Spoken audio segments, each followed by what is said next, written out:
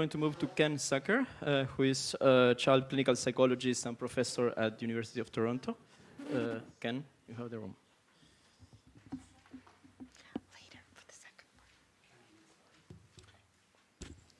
So, first of all, thanks for inviting me to the meeting. I'm actually not sure what I'm supposed to talk about on this panel, so I'm going to just free associate on a few things. I began working in this field in 1975 when I was 24 years old, and I'm a persister in terms of this being my specialty interest. And since then, I've seen probably 2,500 children and adolescents.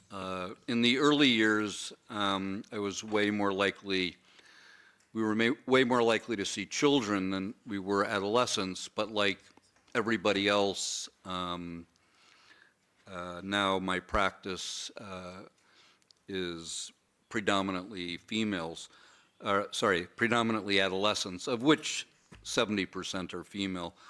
For 40 years, I was part of the first formal North American gender identity service for children and adolescents in Toronto at the Clark Institute of Psychiatry, which later merged and was known as the Center for Addiction and Mental Health.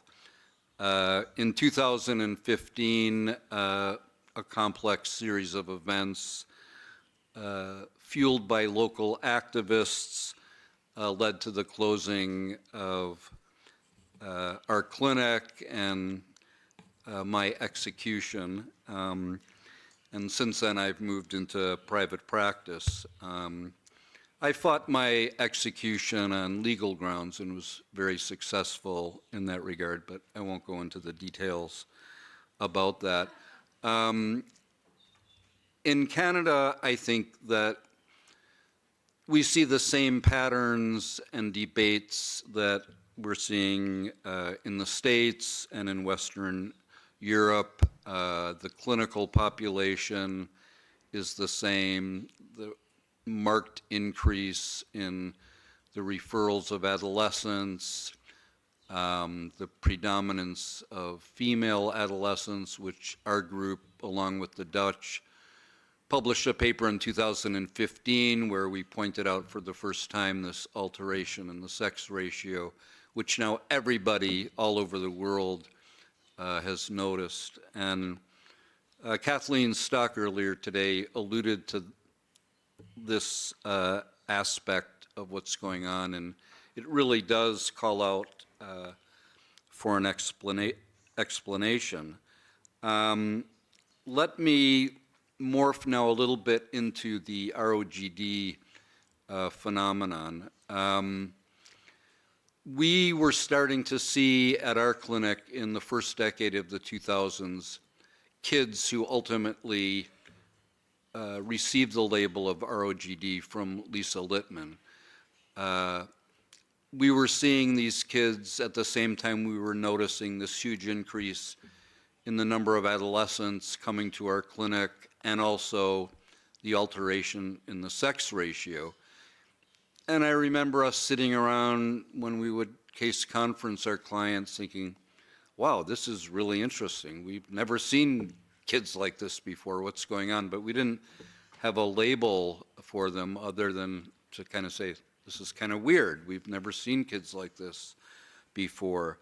I know that I was a reviewer for Lisa's seminal paper in PLOS ONE that was published in 2018, but I don't actually remember when we actually met. But now I feel like, you know, I've known Lisa forever.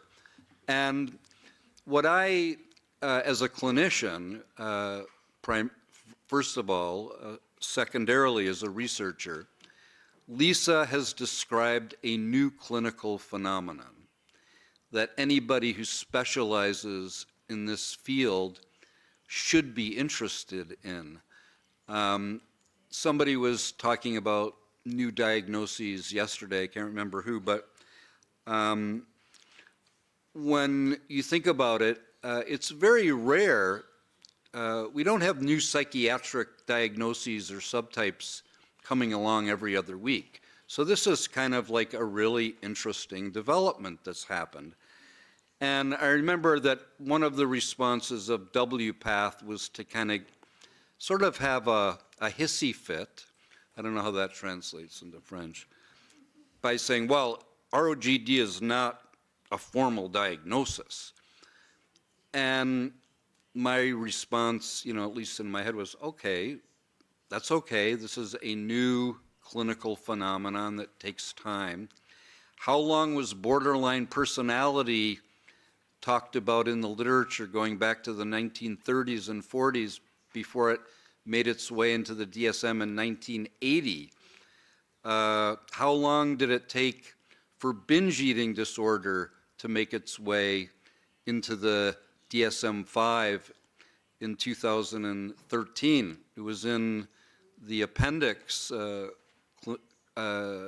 clinical conditions requiring further study since the DSM-4 in 1994. So the idea that it's not a formal diagnosis, big deal. This is a new clinical phenomenon that clinicians who specialize in this area need to know a lot about. I'll just say two more things about ROGD, sort of building on something Roberto has already alluded to. But first of all, and this also gets at some of the issues that were brought up earlier today by David Bell, and earlier today, a comment by Kathleen Stock. ROG forces one to think about one's conceptual model of how to understand gender dysphoria. What is one's theoretical understanding? What is one's philosophical understanding? What is one's overall conceptual formulation? And there is a propensity among the gender-affirming clinicians to basically say, you shouldn't be thinking about underlying factors. Like David Bell earlier today said, it takes time to look at underlying factors. The gender-affirming approach says it is invalidating to even ask questions about why somebody might be experiencing gender dysphoria. I'm a dinosaur. You know, I started working as a clinician like in the 1970s, and the idea that one shouldn't be curious about why a person is experiencing symptoms, that you shouldn't be curious and to ask, just puzzles me tremendously. And I think that ROGD has made some of the folks in the gender-affirming school very anxious, because a deep structure perspective of the gender-affirming school of thought is essentialism, i.e. that one is born this way, and why somebody has gender dysphoria, the variance is 100% biological. And I've done biological research on gender dysphoria for many years, along with psychosocial work, and it's just ridiculously simplistic to think that it's entirely biological. And I think what's made some of the critics of ROGD anxious is that it's raising the question that it's more than just biological. And then lastly, another aspect that I think has made people nervous is around clinical care and therapeutic management. So if we go back to the Dutch protocol, and you read the initial papers by Peggy Cohen-Ketnes and her colleagues in the 1990s and early 2000s.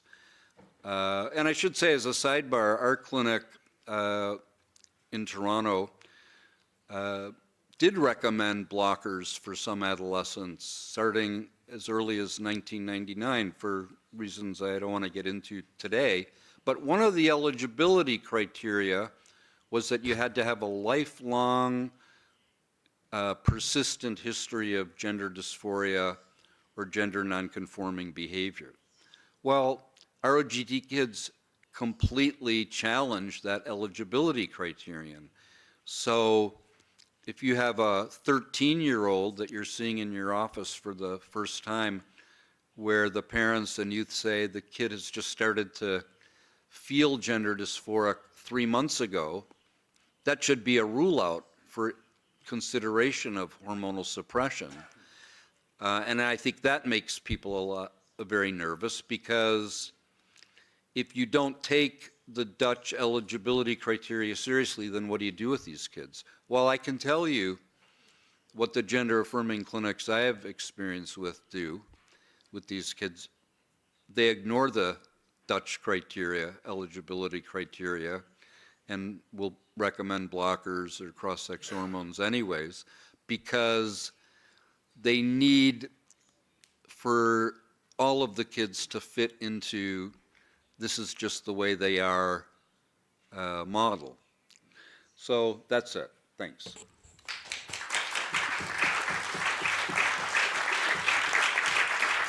Thank you very much, Ken. Yes, Samuel, there is a spot for here, so come close, get cozy. Oh, Samuel, there is a spot here, actually.